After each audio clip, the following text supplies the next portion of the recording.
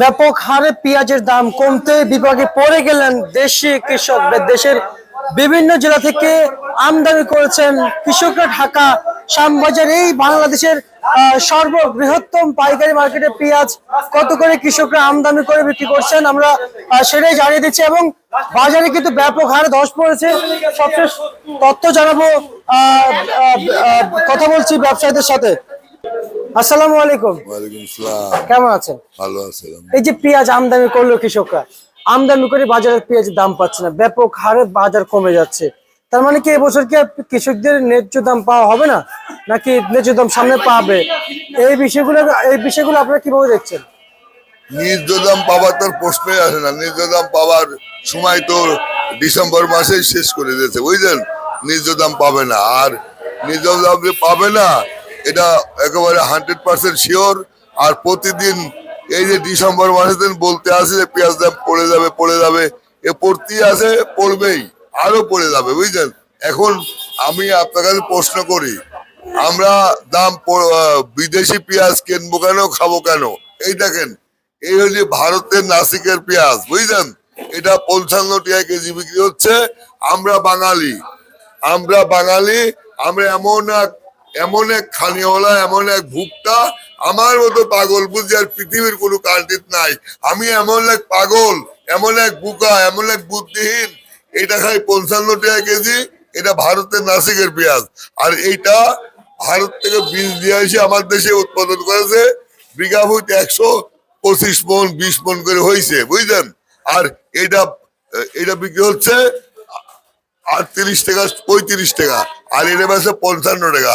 আমি এমন এক পাগল, এমন এক ভুক্তা, এমন এক বুকা বাঙালি, আমি এটি 55 টাকা খাই, এটা খাই না, বুঝলেন। এই দুঃখে আর এই অভিমানেই কথা বলার জায়গা নাই। বাংলা পৃথিবীর মধ্যে যত দেশ আছে সব দেশের চায় সোনার দেশ হলি বাংলাদেশ। সব মাটি চায় সোনার মাটি বাংলাদেশ। সেই মাটিতে এই পেঁয়াজ উৎপাদন হয়েছে। এই পেঁয়াজের স্বাদে গুণে, এই পেঁয়াজের স্বাদ 100 গুণে ভালো। এই পেঁয়াজ বাংলাদেশে জন্ম হয়েছে, আচ্ছা আচ্ছা আচ্ছা, যেটা বাংলাদেশে জন্ম হয়েছে এটা স্বাদে গুণে অনেক অতুলনীয়। আর এটা ইন্ডিয়ায় জন্ম হয়েছে, এটা স্বাদে গুণে 100 গুণ খারাপ, বুঝলেন। তা মানুষ এটি 55 হবে, এটি 38 হবে না, বুঝলেন। এই হলে বাঙালি জাতির, বাঙালির অভ্যাস, বুঝলেন। আমি বললাম না, আমার বাড়ি পাবনা ডিস্ট্রিক্টে যে বাড়িতে শুকনো মাছ রান্না করে সেই বাড়িতে মিবি দেয় না, বুঝলেন। আর ওই ফেনী, লাকসাম, কুমিল্লা এরা মনে করেন যে ইন্ডিয়ান পেঁয়াজ ছাড়া দেশি পেঁয়াজ খায় না। পেঁয়াজের পর্ব গেল, বুঝলেন। এইবার দেখেন, এইবার এইটা হচ্ছে এই অরিজিনাল নাসিক থেকে আমদানি করেছে, বুঝলেন। আর এটি হচ্ছে আমার দেশি, বুঝলেন। এটি অরিজিনাল আমার দেশি, এটি দেশি আমার, এটি দেশি, বুঝলেন। এটা হচ্ছে 33 টাকা কেজি। আর এটি অরিজিনাল নাসিক থেকে আসছে এলসি হয়ে। এটা 55 টাকা কেজি, 52 টাকা কেজি, বুঝলেন। আর এটা হচ্ছে 33 টাকা 34 টাকা কেজি। এর কালার দেখেন কত সুন্দর, আর এই সুস্বাদ, গুণগত মান অনেক ভালো। আর এটা দেখেন ইন্ডিয়ান নাসিকের পেঁয়াজ, মহারাষ্ট্র নাসিক আছে না, সেখানকার পেঁয়াজ। এটা হচ্ছে রং কালো, খাইতে সুস্বাদ না। 8 ঘন্টা পর তরকারি টক হয়ে যায়, 9 ঘন্টা পর তরকারি কালো হয়ে যায়। আর এটা বাংলাদেশি পেঁয়াজ 16 ঘন্টা অটুট থাকে, তরকারি কালো হয় না, তরকারি টক হয় না, বুঝলেন। এই হলি পেঁয়াজের বৈশিষ্ট্য। এটা হলি 5 cm। আর এই বাংলাদেশের পেঁয়াজও 5 cm, বুঝলেন।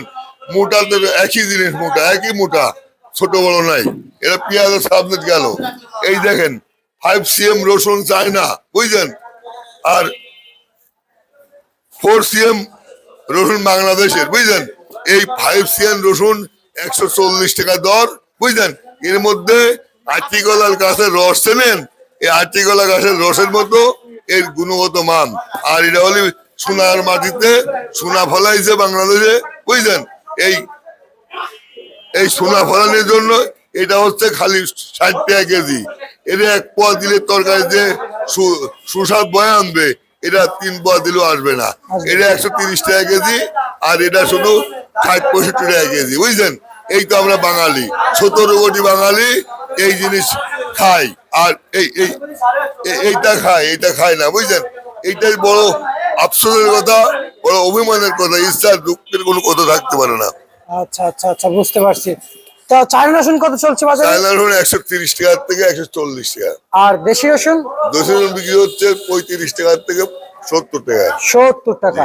আচ্ছা, আর আলু কত চলছে? আলু বিক্রি হচ্ছে 7 আলু 7 টাকা, আর একটু মোটা আলুটা বিক্রি হচ্ছে 11 টাকা 12 টাকা। আচ্ছা, আর হচ্ছে যাই আদা বিক্রি হচ্ছে 105 টাকা থেকে 7 টাকা, আর চায়না বিক্রি হচ্ছে 115 টাকা থেকে 25 টাকা। এই যে পেঁয়াজ আলু নিয়ে কথা বলছেন, সার বিষ কীটনাশকের বিষয়গুলো কোনো জিনিসের অভাব নাই এখন আর দেশে।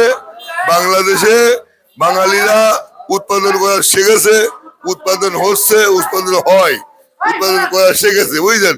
খালি সৎ মানুষের অভাব, খালি সৎ মানুষের অভাবের কারণে আজ দেশে আজ ভয়াবহ অবস্থা। প্রায় 200 রকম এই পণ্য আছে, এই কৃষি পণ্য 200 রকমের আছে, এই কৃষি পণ্য 200 রকমের আছে। এই আম, কাঁঠাল, লিচু, জাম, পেয়ারা, বুঝলেন? এরকম 200 রকমের পণ্য আছে। যদি সৎ মানুষের আবির্ভাব হয়, সৎ মানুষের দেশে আছে, কৃষকের পাশে দাঁড়ালে প্রত্যেকটা কৃষি পণ্য এই দেশের চাহিদা তার ডবল উৎপাদন করে এই দেশের চাহিদা মিটা বহির্বিশ্ব রপ্তানি করে কোটি কোটি টাকা আমদানি করতে পারবে, যদি সৎ মানুষ এই দেশে আবির্ভাব হয়, বুঝলেন? সৎ সরকার আসে, ভালো সরকার আসে, বুঝলেন?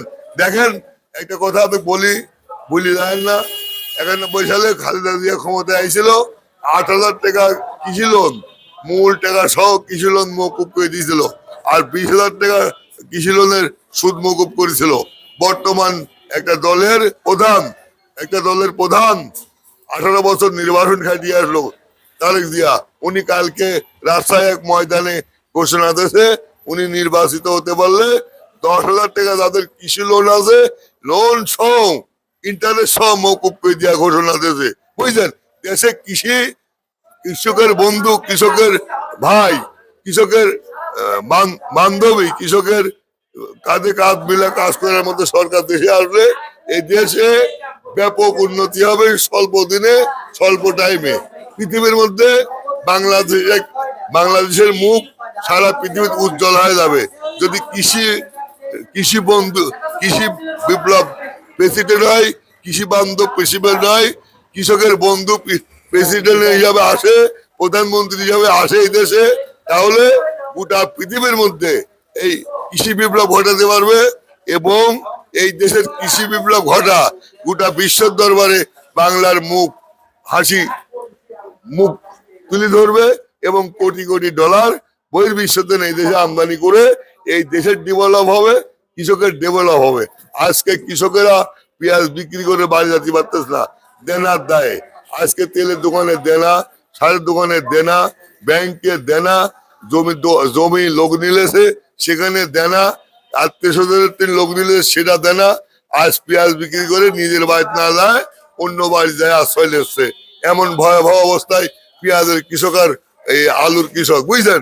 আলুর কৃষকের উপর আর পেঁয়াজের কৃষকের উপরে যে কালো মেঘ লাগেছে, এই মেঘ ভয়াবহ মেঘ, বুঝছেন? এই গোটা আলুর কৃষক আর পেঁয়াজের কৃষক এক ভয়াবহ দুর্যোগের মধ্যে অবস্থান করতেছে। আচ্ছা আচ্ছা, বুঝতে পারছি। ঠিক আছে, আপনাকে অসংখ্য অসংখ্য ধন্যবাদ। এ ছিল আজকে সর্বশেষ ভারত তালিকা প্রতিবেদন ঢাকা থেকে।